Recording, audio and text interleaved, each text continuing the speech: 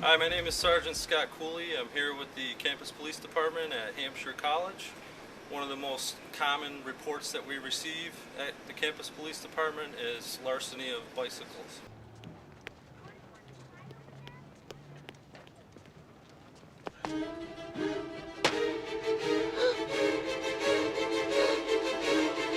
I have here in my hand a D-lock, bicycle lock. It's probably the best kind of lock that you can buy for your bike. Most thieves look at this lock and they keep on going. Alright, take your bike, put it up over top of the rack here. If all you do is lock up the rim, as you can see down here, this lever right here twists out, you can spin it and the tire is off. And then the thief has the rest of your bike and is gone. If my lock was long enough, I would try to come down and put it through this front tire as well.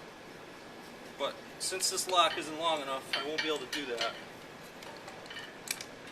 But we can still secure it. There. Now your bike is secured to the rack.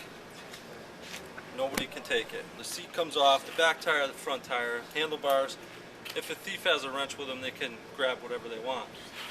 But the frame is the most expensive part, so that's why I say it's the most important piece to get locked onto the rack.